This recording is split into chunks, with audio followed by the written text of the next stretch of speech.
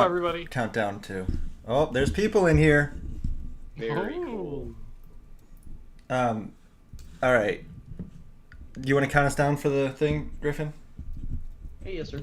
Yeah, these lucky audience members, they get to see us sync up again. The more behind the scenes they get to see, the happier they are. Right? Break down the barrier. You know, Yeah. we're not podcasters and they're not audience members. We're all friends. We're all friends. Yeah. Exactly. Okay. On go. 3, 2, 1, go. Beautiful. And we're going. Don't mind me. I'm just gonna bring this microphone. Right. All right. Ooh. Oh man, we're podcasting. We are. Live streaming. Doing it. Should probably get the stream up in front of me and see this chat room. Hello everybody. Hi. I'm excited to. I was talking to the chat, Ryan. Whoa! There are a bunch of people already in here. Hey guys, missed you all. We got a great show for you tonight, which we're gonna get started right now. Oh boy. Welcome everybody to another episode of STEG-MAN and his amazing friends. It's Ryan Stegman's podcast. Ryan, we're here. We're live streaming once again. Happy to see you. I haven't seen you in a couple of weeks, and look at you. You look just like you missed last week, didn't you? Yeah, and which is a bummer. Yeah.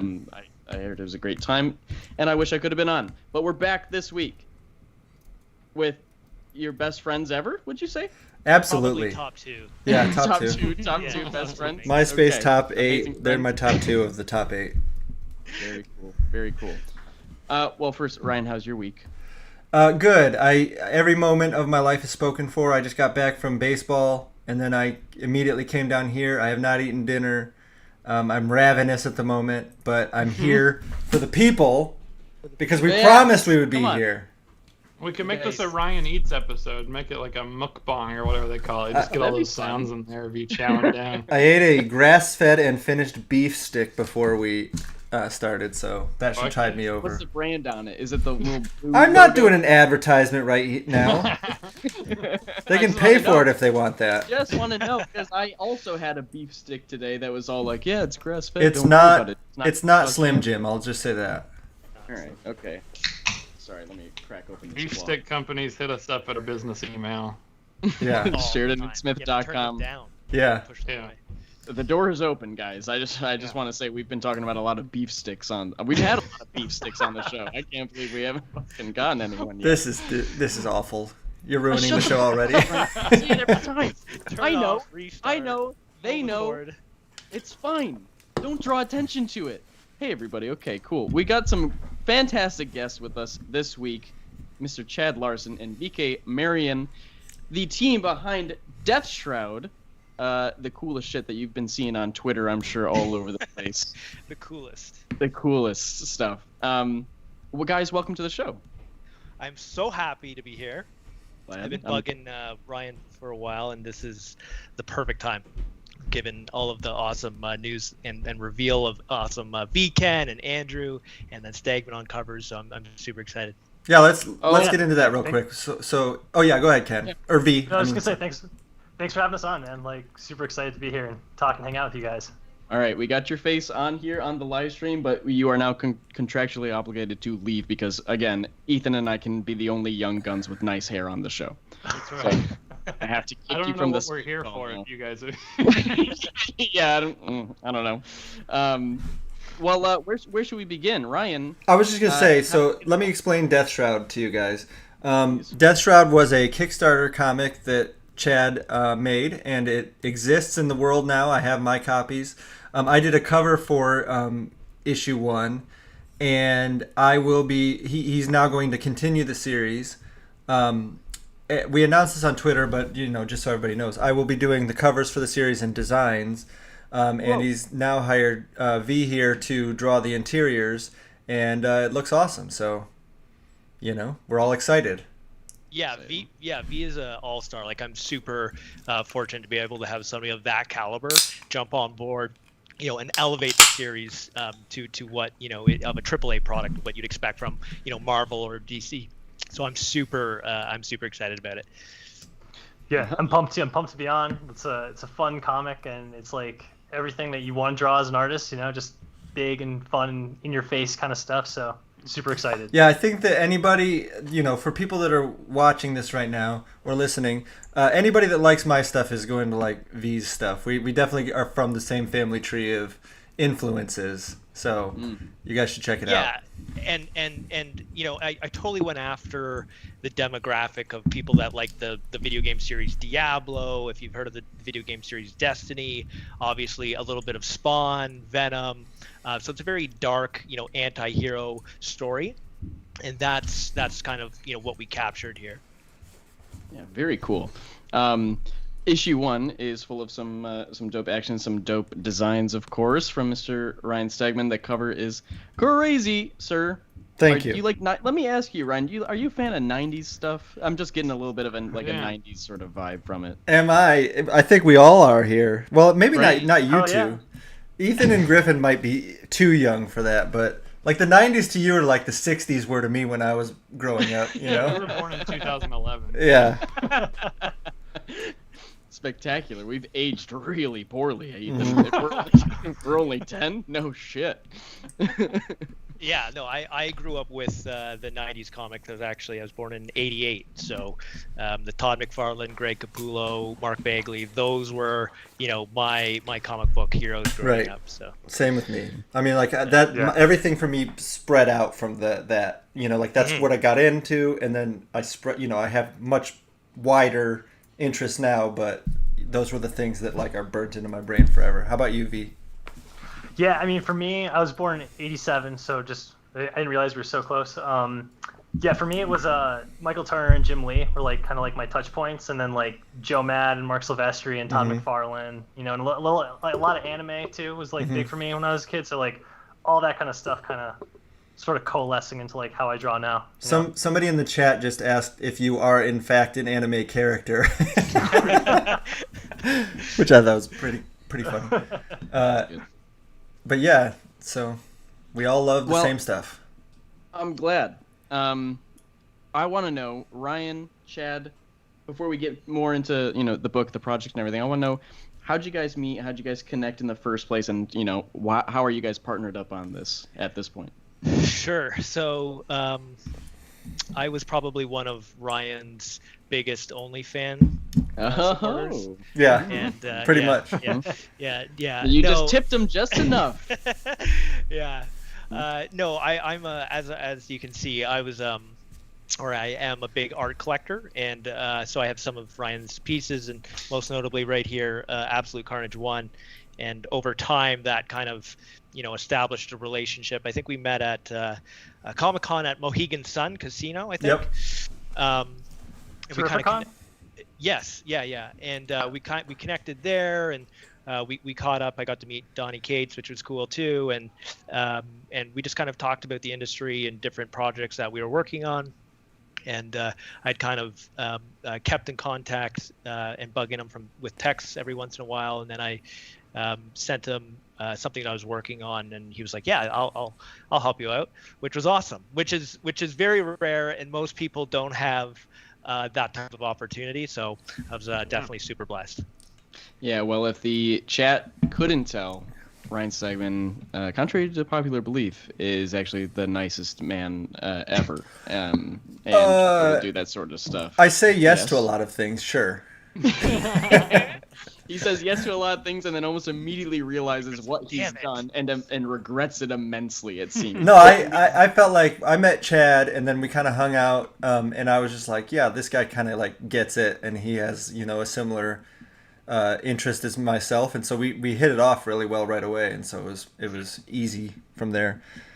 How about you and V? How did you guys connect? So I was looking for, an artist to kind of move the series forward. And as, we were kind of previously talking about, I have a very particular taste in my art style that I like and what I wanted to capture with Death Shroud. So I had a short list of, people who, the reality is I would never get them. But I was talking with Brett Booth, and he said, "Hey, if you haven't found anybody yet, Ken Marion, he might be interested. And I was like, no way, because Ken is this all-star doing all sorts of cool stuff at DC, and I was like, whatever, I'll shoot my shot. Worst case scenario, he says no, right? So I sent him an email introduction. I sent him a digital copy of the book and what we're trying to do and some timelines, and Ken jumped on a call really quickly, which, by the way, in this industry and in the video game industry is really rare, and I applaud him for that, because a lot of people are super introverted, and it's like a phone call is the worst thing ever. Right. So he was like, no problem, let's get on a call, let's talk about it, and that was super awesome. And then he was like, hey, this is a cool story, I'm in, let's do this. Hell yeah. You skipped the part where you messaged me on Instagram first, and since I never check my messages ever on any of my social medias, like, it just totally went unanswered for like a couple days. And Brett texted me, he's like, "Hey, did you hear from Chad?" I was like, "Huh?" And so you sent me an email, so that was good. Right? Yeah, I should check my messages more. Oh yeah, no, I always forget that I have those messages on Instagram. So like once every month, I'm like, oh, look at all these things I didn't say anything to. Right. Yeah. Oops. The chat is wondering how you guys feel about chains, real quick, as like a side note. Chains for life. Chains are the best. Chains are the best. Okay. Itch to draw, but they look great. Itch to draw. Yeah. Everybody, drop some chains in the chat. Some really difficult to draw chains would be appreciated in the chat. Yeah. Thank you, guys. Well, for the folks at home, of course, who haven't had the privilege to read Death Shroud just yet, Chad, why don't you walk us through it? Tell us what it's all about, and why this is the story that you and Viken and Ryan are sitting down to tell. Yeah, sure. So again, I went into this with an actual plan, believe it or not. It wasn't just something like, hey, I like a comic book and let's just create a comic book and see what happens. Mm-hmm. So I started out with, creating a proof of concept, which was issue 1, put it out in the market, see the response. I'm a nobody in the industry. It's not like I have some big pedigree. So, but I knew that in order to have this gain some traction and get it out there, that I needed to surround myself with veterans in the space to have people pay attention to it. And then, from there, the ambitions were to, comic books is great, but all of our dreams is, can we transcend this product, across a bunch of different verticals? Like, can this become more than a comic book? Can this become an animation? Can this become toys? Can this become video games? Right. So after I, got issue 1 completed, and we had some relative success on Indiegogo, I used that and created a pitch deck and pitched investors for about 6 months. And then I recently landed a Series A round of investment to move forward on the series, and then that's now we're here with Viken and STEG-MAN and crew. Nice. So the story, again, if people missed the very beginning of the podcast, it's an anti-hero dark series for fans of, like, if you like Venom, if you like Spawn, if you like the darkness, and the story is about during a special ops mission, it goes sideways, and his entire squad is killed, and the protagonist, John Azrael, is transformed into a creature from his nightmares, and it turns out that he's actually the son of death, as in death itself. And his very existence poses a threat to the established cosmic order, and we go on to explore, all sorts of things, and a conspiracy between, heaven and hell, and he's got to protect his fiance, and we explore all of that throughout the future issues. Very nice. Well, you were just alluding to the fact that you're a first-time comic book writer. Yes. So I want to know, Ethan and I are also doing our best to break in right now, so we're feeling some of those similar struggles. Yes. So I would love to hear you talk about some of the challenges of being a first-time comic book writer, and was it what you expected? Did you do something else, like, before this? Did you have a career before trying to hop into comics? Sure. So I'll touch on that. So I have an interesting background. I've been in the esports video game space for about 10 years. Wow, nice. I started out as actually a competitive Halo player, so I got paid to play Halo. Hell yeah. at a company called Virgin Gaming by Richard Branson. It's a horrible name for. I never thought about that. That's amazing. But at the time in Canada, it was one of the largest startups, and they raised like 55 million. I was involved in tournament administration and input on the UX design, and then I left to create a competitor. So I would have been 21 at that time, and I started a competitor. We raised millions of dollars, and we worked with a variety of different game publishers to facilitate online and live events. So most notably, and this was like a total dream coming from the fact that I was a Halo player, most notably working on the Halo Championship Series. So I was involved of managing the online tournament as well as some of the major events leading up to the final tournament. We took that company public. I built an esports arena in downtown Las Vegas. And then I left that company and cashed out my shares and started another company called Reciprocity, which was a esports team organization where we owned and managed teams as well as influencers. And we had a lot of top pro teams across like Call of Duty, Rainbow Six, League of Legends. And we did a lot of really cool stuff there. We were kind of in some ways putting out some of the best high quality content that was focused on narrative storytelling content for esports. And then that company's still around, but due to COVID, I had to leave. And then this is kind of my my next venture that I'm doing. I'm also starting working at a AAA publisher that I can't mention yet, but I'll be starting there next week, which is also super exciting. I'll go ahead. I'll mention it for you. Don't worry. Cool. Well, sorry. So that was a crazy tangent. Apologies. So you asked. No. So what are the challenges? So the challenges is, I guess, on some levels, like insecurity from the perspective of second guessing yourself of, is this story, I got all of these, AAA talent on board, is, I want to put out a AAA product. Is this story going to be as good as, I want it to be, that the fans deserve? And then taking certain constructive criticisms and also understanding which of those criticisms you should move forward on and address, and some that, are maybe not the best for your story or direction or vision. Maybe it encroaches too much on and compromises some of the original vision that you want. So that's the constant battle. I don't have a Rolodex of writers.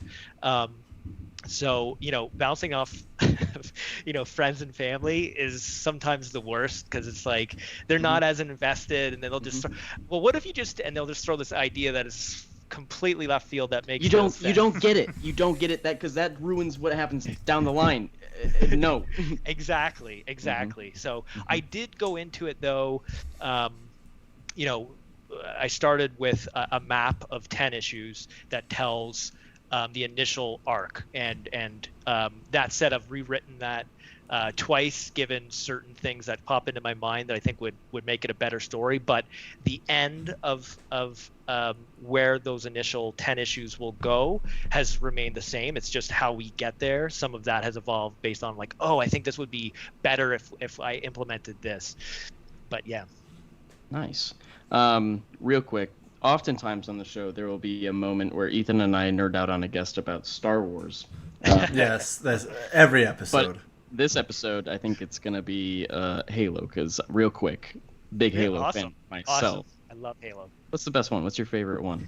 So that's a really good question. So I'm going to go with Halo CE. And the reason for that is because Halo CE was the first game that, was something where I was like, hey, this is, I was seeing like Walshy, and I was starting to see other kind of pro players come out of like, this is game changing. Like, I was a PlayStation guy before that.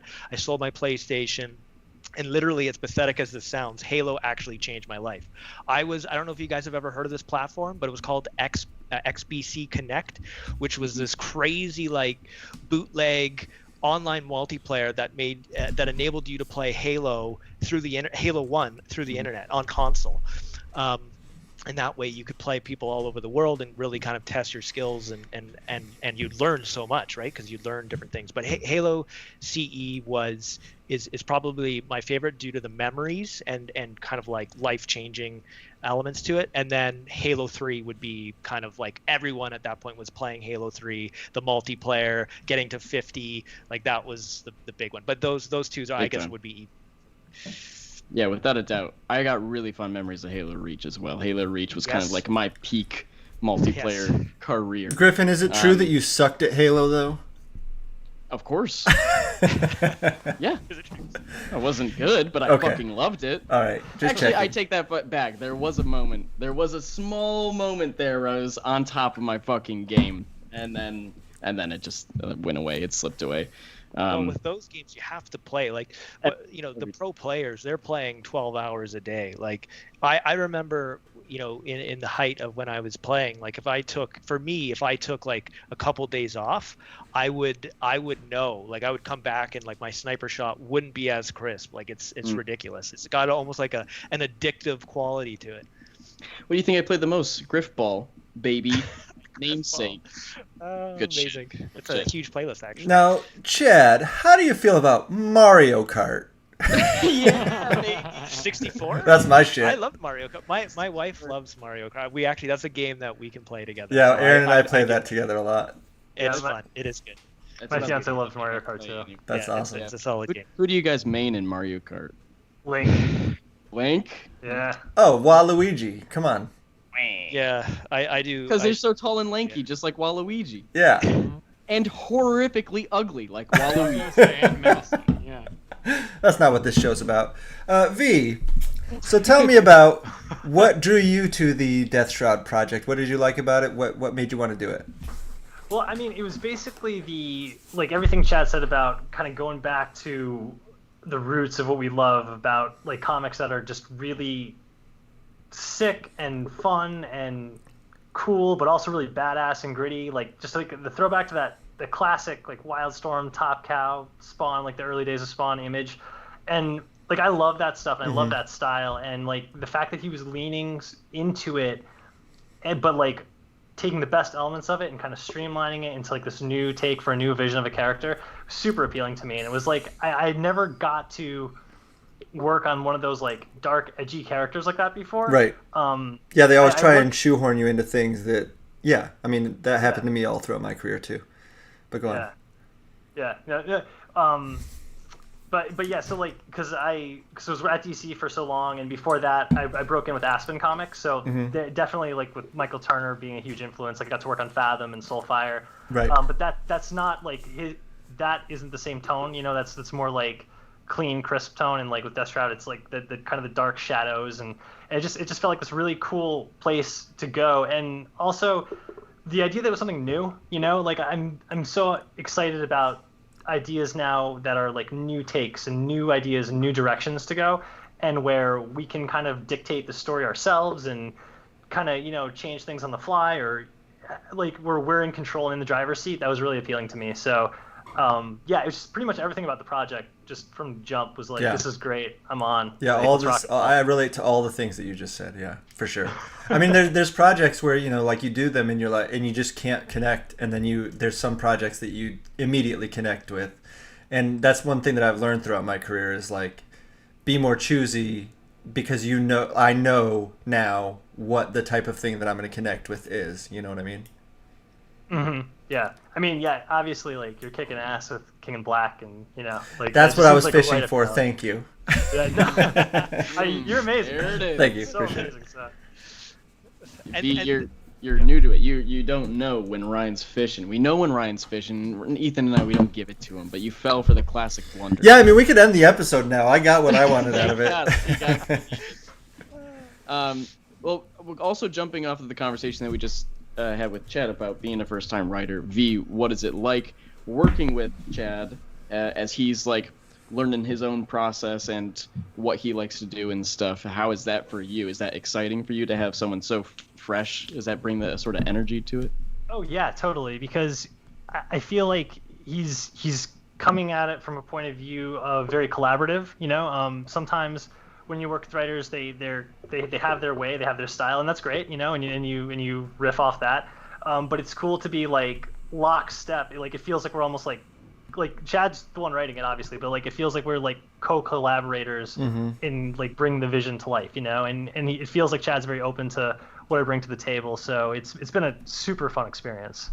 And I'm actually on my own, working on my own creator-owned book. So it's like the idea of like kind of sort of first time writing on my own as well, kind of like jiving off what he's doing. It's fun to like to kind of be riding that line together, Hell yeah. Yeah, it's so great to be able, I'll pitch something to Ken, and he'll be like, yeah, I think that's cool. And what if you did this?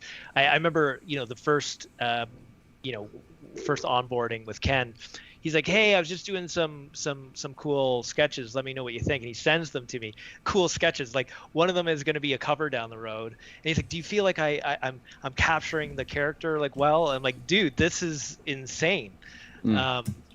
So yeah, Ken has been awesome. This sounds. In fact, actually, we have a brainstorming session. No, I was just gonna say we have a brainstorming session tomorrow too on a bunch of stuff. Yeah, this is a good brainstorm. What you guys are talking about is I don't think it. I would say it's a rare thing, sort of that mind meld between artist and writer. I think that especially with the way that comics are set up at the big two, it doesn't always happen where because they usually the writer goes into a room with editors and they hash everything out, and then by the time it comes to you, it's all figured out. So when you get an opportunity to do something like this, it's great. It's kind of it's why Donnie and I work so well together. We have a similar thing where, well, they started letting me in the room, which was, I think, helpful. But being in the room just changes everything. Like it changes your whole engagement in the project. So I think that's, you see it in the work that you guys are doing. And definitely a shout out too. I should shout out my editor, Danny Gorney. He's been great too, and really pushing me to, here's you have something here. Really explore this, you'll. Issue 2 is if for those who got issue 1, issue 2 is so much better than issue 1. I can't wait for people to dive into issue 2. Which on that note, before I forget, so just for people to know, right now we're working on the next 4 issues, and we're hoping to have those done within roughly the next 10 months or so. Nice. But yeah, so we'll have the next 4 issues to complete the first 5 chapters. Sweet. You were talking about like seeing Weekend like bring some designs to life and like just tossing some character designs your way, and I don't know. Well, Ethan and I, we've recently been experiencing a similar thing as we've seen some of our own character designs come through from an artist we may or may not be working with, and it's the best. It's the fucking craziest thing ever. To see that thing, that abstract, nebulous thing from your head suddenly be in front of you, and especially if you got someone as talented as V can bring it to life, it's got to be just fucking wild. It is, and I'm sure to V, like, I sound so cheesy all the time, but he sends me these pages, these ink pages, and I'm just like, this, it just keeps getting better, and every time I'm like, I'm so excited. Like, there's a fight sequence that he's working on with Deathshroud right now, and it's super violent, and like seeing it come to life is so awesome. And it's premium. We have a specific question in the chat that I just want to get to real quick, because the Art Jedi is a young artist who I'm very excited about his future, because he's very talented. He's, I think, what is he? 16, I think. Yeah. He wants to know if there will be any more cover contests for the book. Oh, absolutely. The first time we did that was a huge success. Like the talent that, like, some of the covers that were submitted were like complete professional. Like, it was like this, they could be doing, in my opinion, covers for DC. So definitely we'll be doing more, because that was a really fun engagement, and to give away more copies for that too. And I know who you're talking about. Someone had retweeted a cool Spider-Man art that he did, that he was like with a bird flying. I was like, that's it. I was really impressed. So I know exactly who you're talking about. Yeah, I do too. That was an awesome picture for sure. I always feel like Josh, he's killing it. He's my a version of me, like in time. The same. I was doing the same thing. I can't. I didn't have Twitter, so I had to send these make FedEx copies and send these out to people. But if I Pick 'em can, up all over. I did have it was right at the beginning of the Wizard magazine chat room. Wow. On AOL. So every once in a while there would be professionals in there, and I would find a way to send them my stuff. So like Dave Finch, I remember, was in there. Really? Some other guys, and I would get them to. I would just beg them to look at my stuff, And but he's got in this era, just the access that you have is nuts.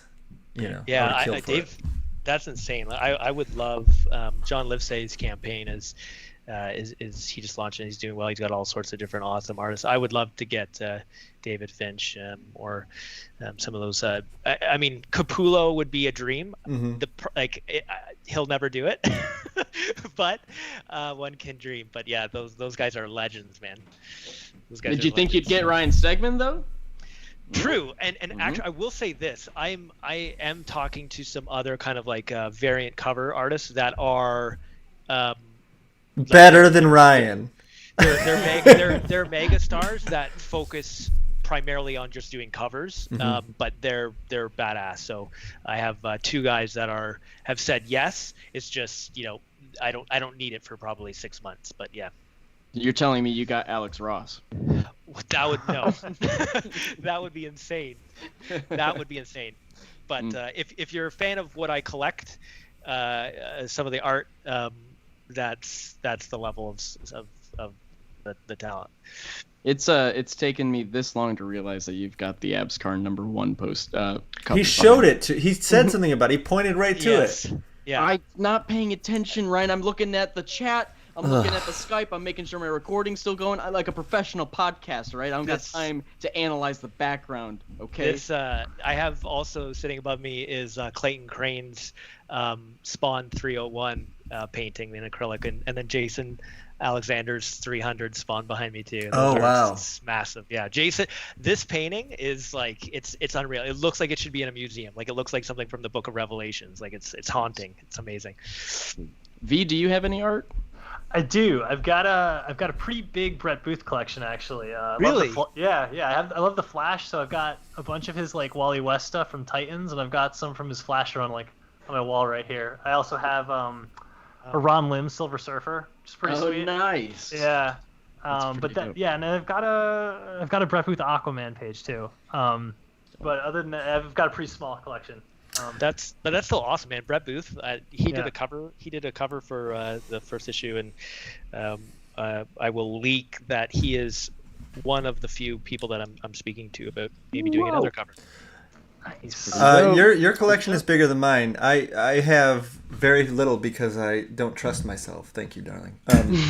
I don't trust myself. I'm not. Look, you can see behind me. I am not a neat person who takes care of my stuff.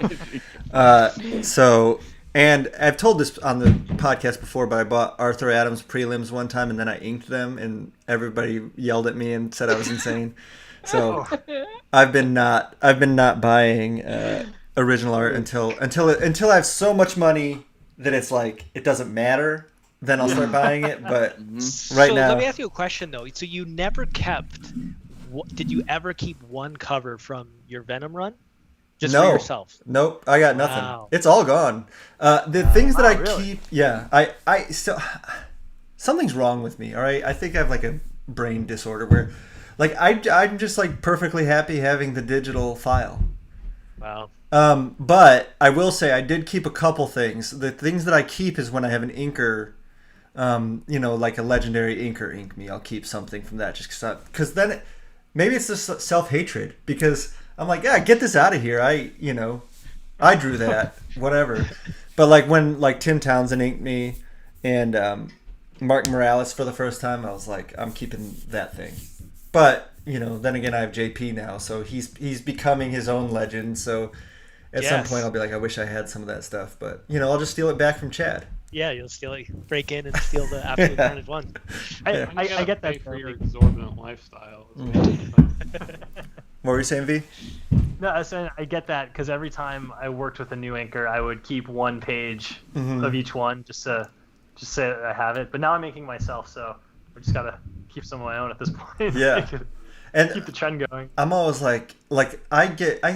I guess it all makes me nervous. Like the fact that I just have this art over here that's just like sitting in a thing in a basement where they could flood at any moment. Like I'm like, get this out of my house. Get it, get this stuff out of here. So, yeah.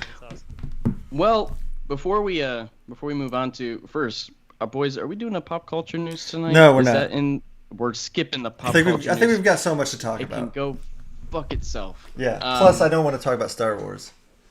God damn it. We don't even know their level of love of Star Wars. Chad, guys like give us Star a one scale of 1 to Yeah, 10. one How out of much you 10. love Star Wars? So I'm actually a fan of Star Wars. I would say that I would be. At one point, I was like a 9, but I would say right now I'm probably about a 7. Okay, I that's would pretty say about high. a 7. Yeah. See, I clock in at about a 2, but V, what about you? Well, when I was a kid, when I was like 3rd grade, I lived, breathed Star Wars. Like it was like everything to me. Yes. Now it's like maybe like a 5 or a 6. But I do like the prequels though. I don't know how you guys feel about the prequels. Yep. Love the prequels. What's your favorite one? Episode 3. Yeah, okay, good call. That's a good choice. It's happening, Ryan. Well, Griffin told me. I remember we went out to lunch, Griffin, and you told me that you had seen the new Star Wars. What was it called? The most recent one? Well, I don't know. You're When talking did we about go out to the eat? Bad Batch or the Mandalorian season finale? No, the movie that Well, the most when we the went- J.J. Abrams one that just came, the last The one. Rise of Skywalker Yeah, episode. and you Yep. told me how much you loved it and that you had Yes. seen it multiple times already.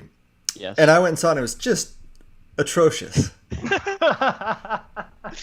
You need to understand something, Ryan, and it is that Star Wars transcends any sort of critical thought Okay, that goes on. that makes in my sense. I get it. brain. That said, Spawn is that for me. Spawn, Movie. I just never, I don't think about if it's good or not. I just read it Yeah. and it just washes over me. Yes, Spawn was for me. It was like it was so visually stimulating. Like that, you just see the design of the character and some of those covers, and you're just like, I don't like. I remember when I was younger, it was more about even just how cool it looked and how cool the toys were, and so totally agree. Oh yeah, the way that I was drawn into comics was somebody came to school with a Spawn T-shirt, and even just the logo, I was like, what is that thing? Right? How do I get that in my life? And then he turned he around has and it was a a show. comic book drawing, and I was like, what? Yeah. Yeah, he has an HBO show coming out now based on the Detectives Twitch. Oh really? Yeah. Yeah, it just got announced like today, I think. Oh, that's awesome. Yeah.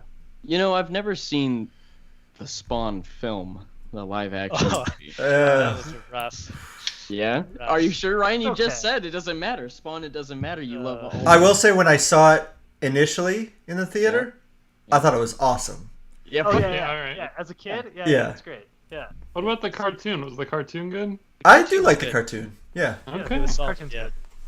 good. But the anytime that somebody makes a cartoon with F-bombs in it, it's going to be tough for it. But the movie is a special kind of not good.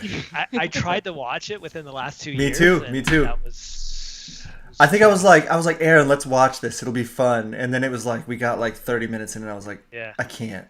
Yeah. I can't do this to you, especially my loving Can't get wife. past like the CG cape. Can't Yep. get past that. Yeah, it needs to be a real cape. And- Or at least look more like a real cape. The dialogue is just insane. Like it is. It is. And then I'm excited. Martin I think we Sheen. should do a whole episode about it, Ryan. Okay, but That'd I be want to say fun. one more thing, and then we'll save everything else for another. Martin Sheen, I felt like was like I felt like he hated the movie. Yes. Yeah, I felt like he felt it was a joke. yeah, While I was watching it, like he thinks that this is a joke. right, yeah. Totally. Like I he want- was. I want Does people Martin to tell us Sheen in the play chat if they Spawn? want us to do a commentary track with Ryan on the Spawn movie. Oh, hey, good point by somebody, Mr. Zoso in the chat. The Spawn soundtrack was fucking awesome. That was a great soundtrack.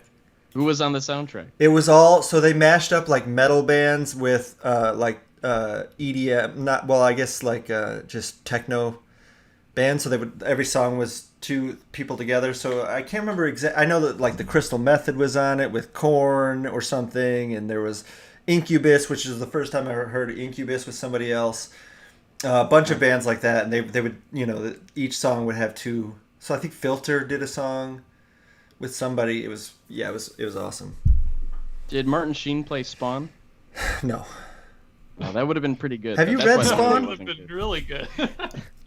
Yeah, I've read Spawn, and in the book, I'm always like, wow, this guy looks remarkably like Martin Sheen. I can't believe they haven't gotten him to play him in the movie.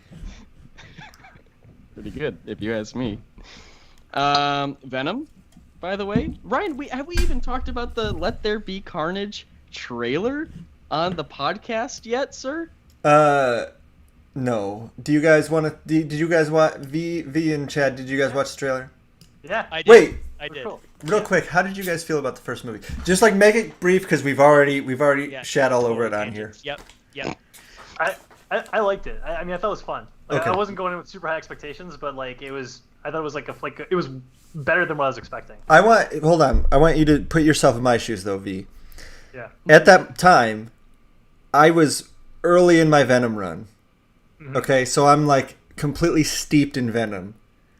And I'm thinking, I need this to be good. I want people to like this so that, like Venom becomes a Yes. bigger deal. Yeah. Now, I left the theater devastated thinking that it was going to be a huge flop. So I think that this was all, like, my opinion was completely colored by the fact that I was too involved at the moment. And then it turned out to be a huge hit, so what do I know? And it all worked out. What I do think the you know, Ryan? fans kind of rallied behind it because I think there was like a push. There was some negativity towards it at the beginning, and like the fans kind of rallied and got behind it. And I think even just like the excitement, and although I'm not a fan of this movie specifically, but Spider-Man 3, just the tease of like the symbiote suit like created so much hysteria, and at the time I think it was one of the higher grossing movies, Spider-Man 3 at the time. But I liked it. I was obviously disappointed, and I knew going in though, managing expectations, that not being able to use Peter Parker, that what are they going to do. I think the saving part of that movie for me at least was the bromance between Eddie and the symbiote. Eddie and the symbiote, and I hope that they explore that further, because that was, for me, I just wanted to see more of that. I thought that was hilarious. So yeah, it was okay. I'd give it a 7 for me. Like it was okay. I give it lower, but I thought that the trailer looked all right. It looked like they're leaning into the tone of the first. Like they couldn't figure out if it was funny or horror in the first one. Right. I feel like they're definitely leaning into the funny for the second one, and hopefully it works. But we just got to have them keep making them until they put Null in a movie. So I'm rooting for it for them. Well, and on that note, like when you were kind of first onboarded to Venom, like, so I've been a fan of Venom and Spawn, and primarily those are the comic books that I read. And there was about a 10-year gap where I stopped reading Venom, and that was when Flash Thompson was Venom. And the excitement of we're re-releasing a new Venom 1, we got this new creative team, and we're kind of going back to its roots, kind of this more normal-sized human looking version of Venom. And you and Donnie, like, you guys totally crushed it. Like, as a Venom fan, like, I have the Venom omnibus, like I've read all of the 90s books. You guys totally rejuvenated that brand and that franchise, and expanded the whole universe, and like you said, introducing Null. Like, Venom is now, in my opinion, a character that totally stands on his own. Obviously I'm biased, but I think like what you guys did, you guys have definitely left a huge milestone for that character, and cemented your guys' self as like a creative legends for that character, in my opinion. Like, I think it's awesome. I know it's like super flattery, but I honestly, I think what you guys did is unreal. And Absolute Carnage 1 is that series 2 was like some of the best, for me, some of the best comic book stuff that I've read to date. I was super that one scene when Cletus Cassidy's walking down the jail cell, and he's got those like maggot symbiote seeds. Yeah. Like, so awesome. Well, thank you. Yes, Ryan. Your Venom run, it was great. It was fantastic. It was groundbreaking, and it's coming to an end. very soon, people. Are you ready? Because it got pushed back because you guys are printing so many copies. They ran out of paper. It's fucking insane, right? Well, it's also a huge issue. It's got like 90 pages or something crazy in it. Yeah. Do we know what the new release date is? Next week. Next week, guys. Oh boy. Fuck. Is everyone ready for next week's episode? What are we gonna do? Are we getting Donnie on? Are you guys gonna talk about the end of your Venom run? I'm gonna be in Texas signing the book, so I probably won't be doing an episode with you guys. You'll be in the same place. You both just have to sit down in the living room. I don't know if Donnie's gonna be there. I'm not sure if he's gonna be there, so we'll see. Okay. All right. Let's talk about Death Shroud. Gosh. I'm just picking randomly because you guys were talking about movie Venom. Just at random, I just picked this comment out of the chat. Dakota Crow says, "Yo, Chad, you've never lived till you've seen Ethan's cut of Spider-Man 3." I knew this was gonna happen. There's things that happen on this show that as soon as I hear them, I like bristle, like, oh, here we go. And as soon as you said Spider-Man 3, these two morons recut Spider-Man 3. And it's all they ever talk. They talk about Star Wars and their cut of Spider-Man 3. Our fans say that the movie is good now, and I brought it up because another person asked in the chat where they can see that because it was brought up. Send me a link, and I will legit. Yeah, if anybody wants to see it, email us at SheridanandSmith@gmail.com, and I'll hook you up. Anyway, moving on. Let's fucking. This is something that Ethan did for free, by the way. He recut Spider-Man 3. That's awesome. It shows how passionate. Like that's. Yes. That is the one thing that I give him credit for, is that I never do anything unless there's money involved. But Ethan did this. True passion. Cost himself money, I'm sure, in the long run. I do a lot of things, and money's never been involved in any of them. We do almost everything exclusively free. It's all about the passion, people. Oh yeah, I guess you're doing this podcast too. Well, I guess I'm not making it. Well, just kidding. I'm totally rich from this podcast. That's the narrative. I forgot about Got a that. bunch of coats that you've got from this podcast. Yeah. Courtesy of our stellar producing work, by the way. Death Shroud, you've mentioned that you are working on the next 4 issues. You have a 10-issue plan to start off here. But in general, like, what's the future direction of the series? Is it all grit and gruesome, or are you hoping to play around with it a little bit? What's next? So, you know, I really want to. I really like the fact that, you know, he's the son of death and what that means. So we really, going forward, explore the celestial realm, and we introduce a bunch of key characters that also helps ground the story and add a human element to it, which Ryan Stegman did designs for. And we introduce a really cool supervillain that will be kind of a reoccurring character that I hope for a long time, and he'll go through transformations himself that Stegman's currently working on too, and that will definitely be, you know, a cool battle cover at some point too. I can't wait to see that design. Yeah, it's gonna be cool. I always try to, you know, create an inspiration board and send it to you guys to kind of to help you know, make your guys' life a little bit easier. But I'm It does. That's an awesome thing that you do, and I'm excited to design that one. I love having zero time in my life. So, but I am excited because, again, like, the aesthetic of this book, I completely get it always. So yeah, and I try to, and I don't know, and this is kind of throwing a question back to Ryan and Ken, but I've gotten into this habit, and maybe it's coming from a place of insecurity too, but I attach so many pictures in my script. So when I send Ken my script, like, there'll be tons of different reference pictures, even though I try to beef up the description of the panel as much as I can and explain what's going on, but I'll find reference points and say, okay, you know, here's the description of the panel, of course, but here's also, you know, an inspiration for what's kind of happening here, to really kind of make sure there's 100% clarity. Absolutely. Does Ryan, do you have that? Like, do other artists attach, or am I the only nutbag that attaches a bunch of images inside my script to kind of help give? vision? So Some writers do that. Charles Soule was big in it. He would put links in his scripts. I don't think most do that, but it is super helpful.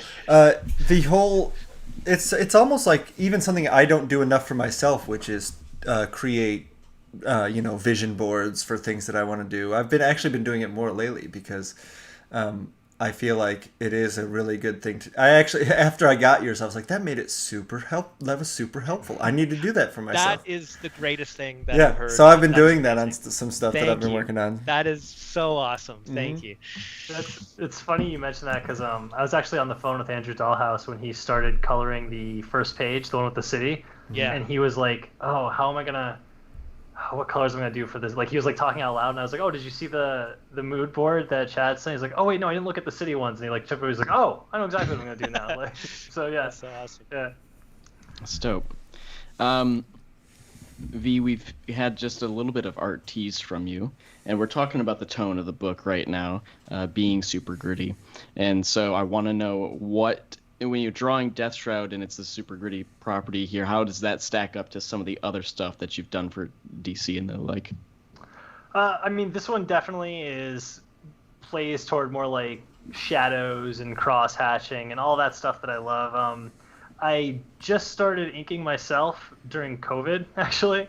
It's Nice. when everything sort of slowed down. I started doing more commissions. I started playing around with ink, and then when DC came back with some projects, I started inking myself with that. But this is the first ongoing project where I've got having consecutive issues in a row where I've been inking myself, and so each page I'm like kind of learning new tricks, and that's helping with the grit too, like ways to splatter the ink and just ways to like layer the shadows and ways to separate out, like adding little rim lights around the characters' edges between shadows and stuff. So definitely having fun. It feels like it's reinvigorated my love of like drawing, because like on the DC monthly grind for 5-6 years of what I was doing, like it just penciling, like you kind of like out of necessity almost lock into like not autopilot, but like a template of how you're gonna get it done on time, And so now that we've got a little bit more time on this, and I'm fully inking myself like for the long haul of it, like I feel like it's letting me explore new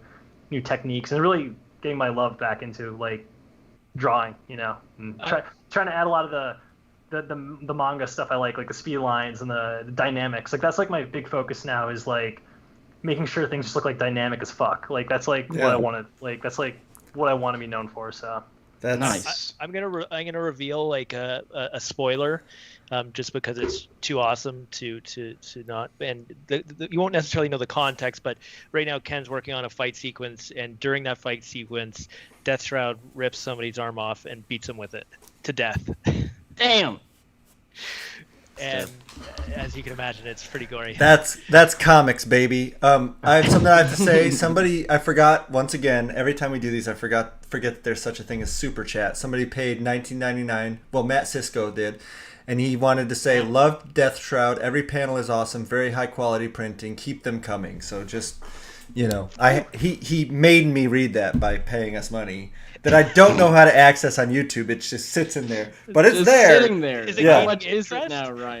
They're just penalizing you and slowly. Yeah, they probably putting it back. like take money from me for holding on to it. Yeah, I Was that guarantee. for us or was that for Chad and VK? Do we have to give it to them? That's for your guys' podcast because you guys are doing such a great job. Thank God. Yo, thank you. So once By the YouTube way- takes its cut, that'll be $2. So spend it wisely. Yes, thank you. A whole $1, huh? What could I do with that? I could, Get a haircut, hippie. Oh, come off it. Iker said at the top of the chat that he said my locks were looking very supple, which I appreciated, sir. And I love you and miss you, Papa John. We need to do a Skype call soon because you're right. My locks are very supple and everybody deserves to see them. Okay. Ryan? Hmm. I don't know. Ryan, have you openly talked about any of the stuff you're working on? No. Okay. No, Chad. I didn't even know you. We got some more messages in the chat like, Ryan, what are you working on? Chad. I didn't know Ryan was working on anything, and I certainly didn't have to cut out a bit where we fuck up and say part of what Ryan's working on from one of the previous. Oh yeah, recently. you sure did. What do they have to put in the super chat for you to tell everybody what you're working on? $40,000. All right, guys, you heard him. Well, the challenge is out there. Yeah, just so everybody knows and is jealous, Chad knows. Chad knows what I'm working on. This is how much he's infiltrated my life. All I'm gonna say is it's awesome. It is. Wait, are you serious though? Like you haven't told me. There's no way. Well, Griffin and Ethan know. Okay. I would tell V, but I can't tell him now because it's the first time I've met him and we're live on YouTube. So I'm not super secretive about that stuff, awesome. Just in general. But like I'll tell like people that I talk to regularly. But like I have like neighborhood friends who will be like, "Are you allowed to talk about that?" Like with them, and I'm like, "Do you have a blog?" Like. Am I being secretly recorded? Yeah.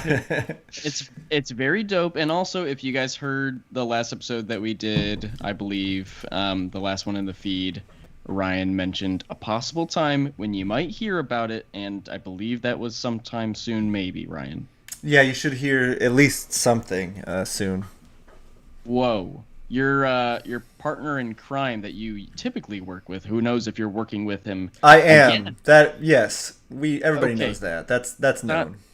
Donnie Cates announced a pretty big thing the other day. It's that he's working with another Ryan. You've been replaced. How do you feel? Oh man, I've known about that story for years. Donnie told me the whole thing, and I was like, oh, I want to draw that, but obviously, like other things came up that I want to do, and the timing of those things, whatever. So when he told me that like there was no way that I could do it, and we were talking about who should do it, and Otley came up, it was like, of course, like those are the two characters that Otley should draw are Hulk and Spider-Man. Like that's what he was born to do, and I've seen a bunch of that, and it's incredible, and he's one of the best artists and going right now, and it is one of the most bonkers. Did he tell you, Griffin and Ethan, did he tell you guys what he's doing with that? Yeah. There was a haze of pitches over pizza at C2E2 where we got about 8 pitches in the span of an hour and a half, and every single one of them more awesome than the last. And yes, Hulk was among them, and we've been waiting for them to announce the goddamn thing for over a year now, yeah. And it's finally out in the wind, and I'm so excited for Donnie. I'm very, very excited to read that book. It's gonna be awesome. You guys are not ready. They are not ready. They might hate it, in fact, because it's totally bonkers. Seems to be the case sometimes with Donnie Cates hopping on a book. He'll break your favorite character in half, and you'll have to fucking deal with it. Mm-hmm. I would find it so intimidating, like, being given to write Batman or Spider-Man. Like, how many stories has been told? Yeah, that seems like a nightmare. Well, that's one of his superpowers is his confidence in that thing that he does, which is completely destroy. Like, I would never be able to do that ever. Like, I'm just too timid to like if he was an artist, I feel like he would just have drawn Venom. Like, he would have looked completely different because he'd just be like, well, this is how I do Venom, and you have to meet him in the middle. But yeah, that's he has like this supernatural confidence when he goes into the room and talks about those things that I just can't even understand. And they got a pretty stellar creative team following you guys on Venom as well that we haven't quite touched on the show either. And Al Ewing and Brian Hitch are coming on to take up after you guys, and that's got to be exciting because those guys are also awesome, and it's going to be super cool to see what they do with the pieces that you leave them at the end of Venom 200. Follow-up, man. I agree. It's going to be a hard. Brian messaged me and said that he was like, I really probably shouldn't have taken this, like I hadn't read it until blah blah blah. But one of the things that I'm most proud of is that we did a Venom run that they then were like scrambling, and they were like, we have to like put Brian freaking Hitch and Al Ewing on this book because we can't let the fans down, so they like went and got like a super team, to do it. So that was cool. We got another super chat, $5 from Esquivo Art. Just showing my support. You guys are a huge inspiration to us little peeps. Excited for everything you guys got coming our way. Thank you. I think that $5 specifically goes to me. So, it just depends on what they say in the comment. And the other one also didn't mention you and Ethan. So I think that's a loss for you guys too. Anyway. I just want to say that, because Papa John Iker's always got our back. And he's just texted Ethan and I a simple how to access super chat funds on YouTube. I'm trying to figure it out. And it's an easy 4-step process, Ryan. So we'll get it sometime soon. Okay. I'm going to do one more of these questions. V. Okay. Can we talk about the round robin you participated in recently at DC and what that was like? Yeah, totally. It started in March. I think they were kind of coasting off the March Madness idea. DC did this thing where they had 16 different projects that they put up on social media, and they basically each week had fans vote, and it was like a final Sweet 16 bracket, like March Madness kind of idea. And me and Cena Grace were on the Green Lanterns Underworld on Fire project, which was Kyle Rayner and Kilowog, and we got pretty far in it. We got up to the semifinals, and we were up against Robbins, which was like the book of the whole tournament that was kind of like just slaying every competition was getting. And we only lost by less than 100 votes on that one out of like 150,000. So it was so close, yeah.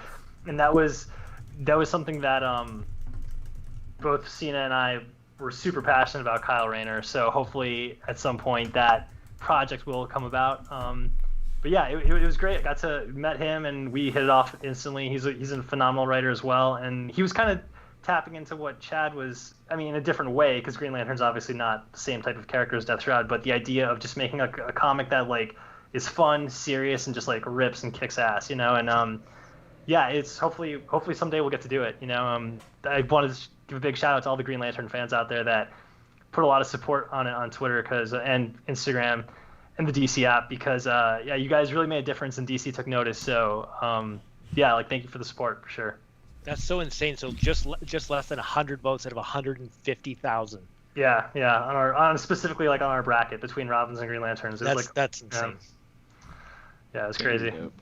Hey, speaking of big Green Lantern fans, fans of the show will know that Mr. Kenny Porter, who, of course, has his own little mini-series here in the feed, Kenny Porter's Quarterly Reportedly, he's a big Green Lantern fan, and we have Kenny Porter's Quarterly Reportedly number 2 is coming out tomorrow. I hope you're all excited to see, or not see, but hear more of everyone's You're saying tomorrow to the live viewers. To the live folks, yes. Right, to the because live it's also going to folks. come out as a podcast. I will cut it from the audio version. It'll be fine. Jesus, Ryan, you act like this is my first podcast I've ever edited and not my billionth podcast I've edited. All I do is I'm just trying to help you improve. You got a long way to go, kid. Just a nerve there. Yes, Kenny Porter, another episode's coming out tomorrow. Chat, be excited. Chains in the chat for Kenny Porter's Quarterly Reportedly. It's a good episode. Well, boys, I mean, we've been. Let me say one more thing.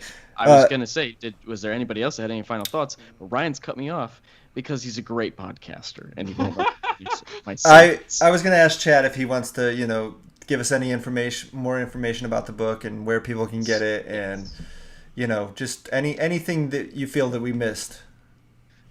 So I guess I'll recap a couple things. So right now, which was exciting, we closed a round of financing, which is a Series A of investment, and those proceeds are using to further develop the series. Right now, we're developing the next 4 issues. We got Ken Marion joining. For those of you who are not familiar, which I don't know how you would not be, he's worked on awesome DC properties like Green Lantern, Wonder Woman, Superman, Aquaman, to name a few. And we got awesome colorist Andrew Dahlhaus, who's doing a bit of Spawn stuff right now, which is super sexy as well. And his colors on top of V's inks is absolutely insane, and it's elevating the series. And in terms of when we can expect something right now, we're going to wait until the next 4 issues are done. That puts us in a position to have 5 completed issues, which also, wink wink, positions it for a trade issue. And then we'll talk about release details at a later date. Very cool. Very cool. Yeah, I just want to say, like, shout out to Andrew Dahlhaus too, because he's really like one of the best colors in the industry, and he's bringing so much heat to this. Yeah, so happy that he's working on this with us. Yeah, he's making it elevate. Awesome, guys. Well, hey, we're so excited for the folks to get to experience the rest of this story that you guys have to tell, and I think it's going to be awesome, and we're all really excited for it. Ryan, any thoughts you have for the show before I give the spiel? Griffin, you did a passable job today. Okay. You are improving, albeit slower than I would expect. But and Ethan, you did a great job. Okay, go ahead. Thanks, man. Mm-hmm. Okay, cool. Well, that's cool. You guys are great, by the I'll- way. Great hosts. Thank Make you. everyone feel Thank comfortable. You guys do I a great job. appreciate that. Yes, thank you It's so gonna- much. Thank you. It's about to be Larsson and his amazing friends, Ryan, if you don't get your shit together and start treating me with some fucking respect. I very much respect you, Griffin. You're wonderful. Your hair is great. I was kidding about you being a hippie. It's okay. I'm a total fucking... You're super That works tall. Yep. And How would you say I am if you could give an estimate to the ladies? 6'4", 6'7", 6'7". 6'7" is maybe 6'7". And that is very accurate and really an exaggeration by any stretch. Your love of Star Wars is totally reasonable. Yep. Thank you. Thank you. I keep it in check. It's just something that I like. And and I'm not like obsessed with it or anything. It's not like it's the only thing I watch or read or listen to or talk about or think about. It's not like that. Okay. Okay. Chad, Ken, thank you so much for being on the show, guys. Really, really awesome to have you. And once again, can't wait to see what the future holds for Death Shroud. Folks in the chat, thank you so much for joining us for another stream. When will we be back? Beats me. Ryan has just informed me that he will be in Texas next week, so I don't know if we're recording one next week, but it's all right. We got the Kenny episode coming out tomorrow. This one will be out next week in your podcast feeds. It's going to be great. What else? SheridanSmith.com for all of your Amazing Friends podcast needs. Of course, the Amazing Friends Network. It has 3 shows. This one, STEG-MAN and His Amazing Friends, and Devil's Advocates Book Club, which features Donnie Cates and Megan Hutchinson Cates, and we talk about books, but mostly Why the Last Man recently. And there will be an episode of that coming out very, very soon here. And also Supple Boys featuring me and Ethan, which is the flagship show of the network, and best one, says everyone. So that was pretty cool. Follow us on Twitter at Stegman Show. Stay up to date on there. And email us at stegmanandfriends@gmail.com. Let us know your thoughts, or if you have an idea for an episode that you'd love to see us do. We should do a mailbag sometime soon. We have a bunch of reviews. We got to know how all of you poop, which is in the reviews. So, That's true. we'll get to that very soon, and we'll have that discussion at a later date. So stay tuned, folks. Those are all the things, I think. Thank you very much for listening, watching. We love you all. Ryan, hit us with the catchphrase. Quit your jobs and chase your dreams.